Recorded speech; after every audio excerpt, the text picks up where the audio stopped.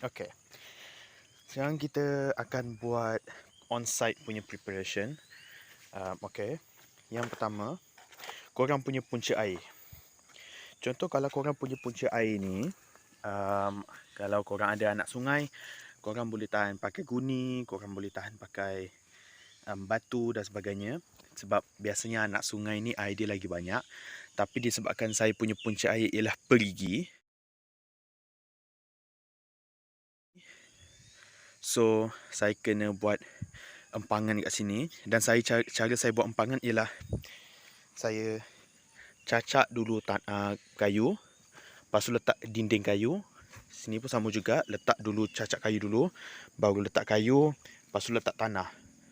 Kenapa saya pakai tanah? Sebab saya tak ada guni. Itu yang pertama. Yang kedua, tak ada batu. Dan yang ketiga, pakai tanah ni biasanya lebih waterproof lah. Pipe limpah ni saya dah tutup, sebab tu air dia melimpah. Tapi kalau saya buka ni, pipe ni pun saya tutup juga. Dekat sana saya tutup. Kalau saya buka ni, airnya akan menurun. Kawasan ni tak ada keluar air pun. Air yang keluar tu pun dari atas ni, dia melimpah atas. Okay, dia bawah ni tak ada bocor pun. So itu yang bagusnya kalau buat empangan pakai tanah. Okay. Lepas tu kalau korang buat empangan ni, kalau boleh, kalau korang buat empangan pakai tanah, biarkan je dulu kena hujan panas. Sebab disebabkan hujan tu, tanah tu mendak turun bawah. Dan tanah tu makin mampat lah. So lepas tu korang tambah lagi tanah. Lepas tu nanti mendak. So biarkan macam tu je. Lepas tu kalau korang dah sure, korang dah pasti yang tanah tu tak mendak lagi, tanam rumput, supaya tak rosak lah tanahnya tu. Lepas tu yang kalau boleh, korang cari pokok yang daunnya macam ni. Sebab dia punya akar dia berserabut macam ni. Nampak tanah dia macam ni. Okay. So kenapa kena macam tu? Supaya dinding daripada kayu ni akan mereput juga. So sekurang-kurangnya akar tu akan tahan tanah dinding tepi tu. Okay. Kalau korang buat sebiji macam saya, tanam pokok macam tu. 3 pula. Yang kedua, pastikan pipe korang ni boleh pasang tegak atau tidak.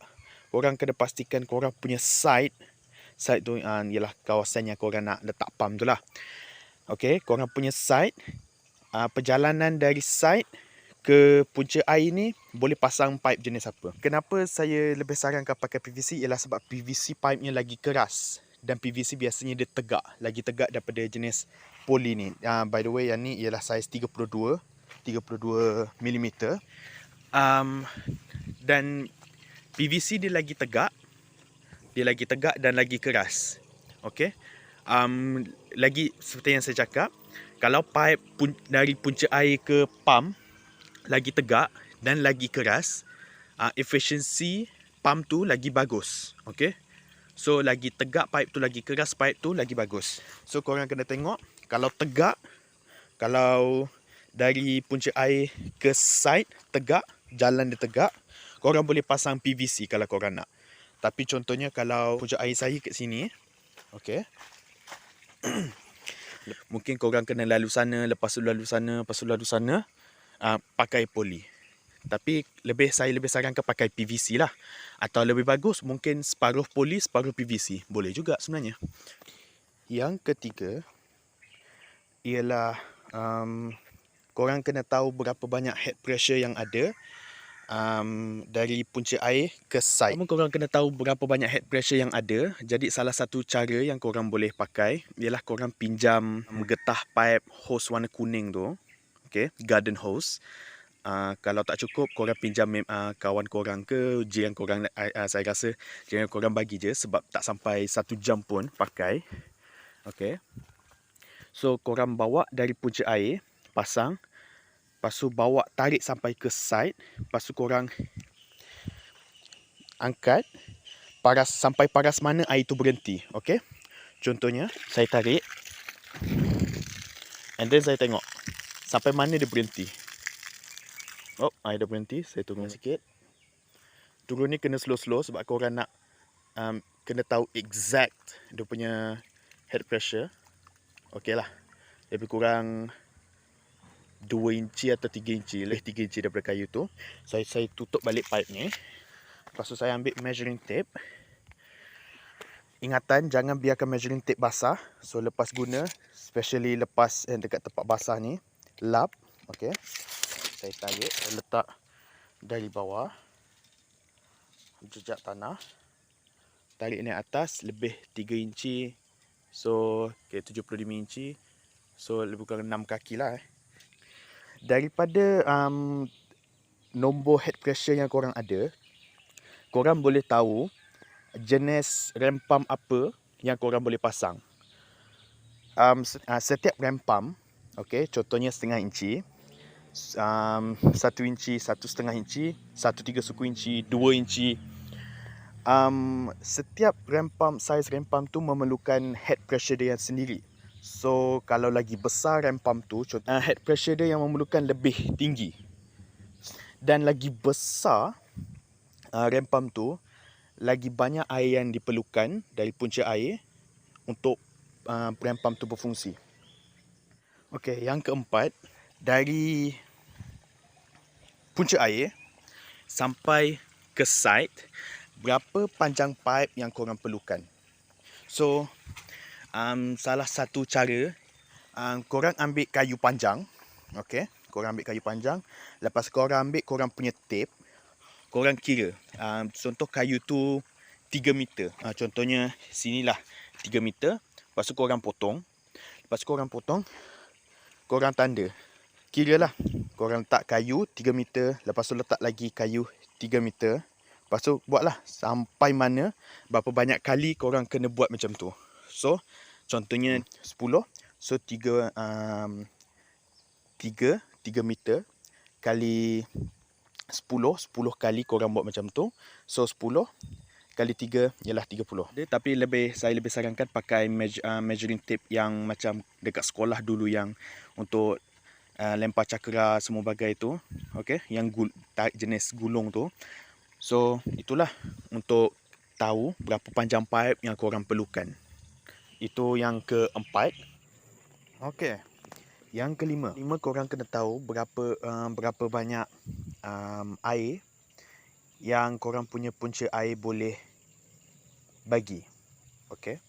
So, kita panggil water flow lah, ataupun gallon per minute atau liter per minute. So, kat sini saya dah ada botol. Dah tanda ni 1 liter, ni masa jam saya. So, kita kena tahu berapa lama, berapa saat yang diambil untuk isi botol 1 liter tu. So, dari situ kita boleh kira lah berapa banyak liter per minute yang kita akan dapat. So, kenapa penting liter per minute ni? Ialah sebab kita punya rem pump ada 2 air yang dia akan pergi. Satu dia akan pergi ke rumah kita, dan lagi satu lagi dia akan jadi sebagai kita panggil sebagai water waste lah, ataupun dalam bahasa Melayu mungkin dinamakan sebagai air yang akan dibazirkan. Okay.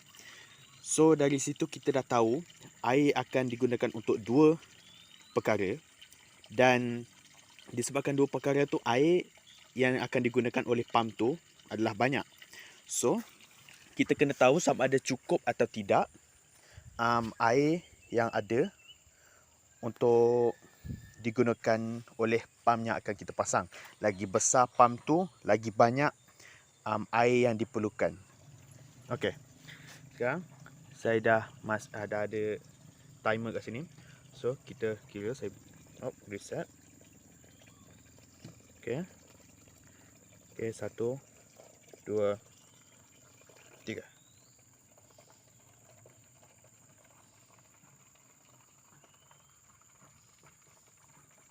Okey. Okey. Okey, boleh kata tepatlah juga. So, dalam masa 8 saat kita ada 1 liter. Okey. Otak saya bukan kalkulator, jadi saya mungkin jawapan dia ada kat sini, atau dia punya formula dia ada kat sini. Okey. So, dari situ kita boleh tahu berapa banyak air yang akan keluar daripada punca air dalam masa 1 minit. Dan daripada itu kita boleh tahu jenis rem pump apa yang boleh kita pasang. lagi besar rem pump tu, lagi banyak air yang diperlukan. So sebab tu kalau korang tengok dekat YouTube yang biasa orang Indonesia buat tu, dia punya rem pump tu yang besar-besar tu semuanya daripada anak sungai. Sebab apa biasa anak sungai apa tu sungai? Sebab apa? Sebab sungai ialah airnya banyak, so dia tak ada masalah nak bawa air tu naik ke atas sebab air tu banyak, sungai kan. Tapi saya punya hanyalah perigi. Okay, so let's say korang dah adalah rem pump ni, korang dah buat semua benda. Tapi korang nak tahu maksimum rem pump korang ni yang boleh pump bawa naik atas berapa banyak, berapa tinggi yang rem pump korang boleh pump lah. So kat sini saya ada pressure gauge. Saya beli dari China lah, dalam RM12, saya tak ingat harganya berapa. Tak payah beli mahal-mahal sebab tak penting pun mahal, sebab ini hanyalah rem pump, tak perlu mahal. So kat sini ada bar dengan PSI. Kita tak perlukan PSI, kita perlukan bar. Sebab kalau korang tak tahu, satu bar bersamaan dengan 10 meter. Dekat Google ada cakap lebih kurang 10. Kat sini saya dah, tapi saya dah tulis kat sini jadual, dah tulis jadual. Satu bar sama dengan 10.19 meter. So maksudnya kalau kita bahagi 10, so maksudnya 0.1 bar bersamaan 1.019 meter lah kan. So dari situ kita boleh tengok kat situ.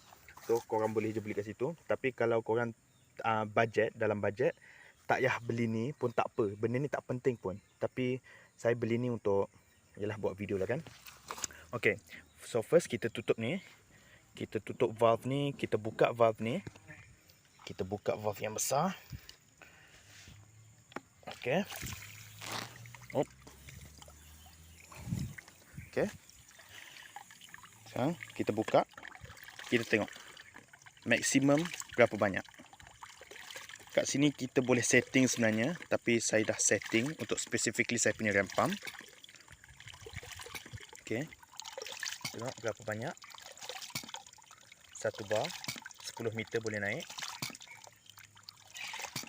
Okay, maksimum satu bar, tapi kalau biarkan je boleh lagi tinggi.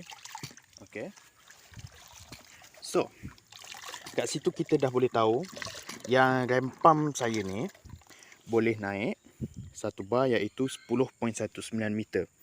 Okey. Tapi contohlah perigi saya baru lepas hujan lebat, so maksudnya air perigi tu boleh keluarkan banyak. Okey. So saya boleh buka, ada dua nut kat sini. Saya boleh buka satu ni dan lagi satu ni boleh letak atas. So sekejap. Okey, saya dah buang nut lagi satu. Tak buang, saya dah buka. So maksudnya dia punya pintu ni lagi besar lah kan bukanya kan. Sebab kalau sebelum ni lagi satu, dia macam tu. Lepas tu kalau saya buang lagi satu, lagi bawah dia pergi. So maksudnya air akan pintu ni dia perlukan lagi banyak masa untuk tutup. So maksudnya lagi banyak air keluar, dan bila lagi banyak air keluar, lagi banyak tenaga yang ada dalam air tu. Okey. So kita tutup. Kat sini ada satu bar, saya buka dulu. Okey. Dah tak ada pressure. Tak ada pressure. Okey. Sekarang saya buka.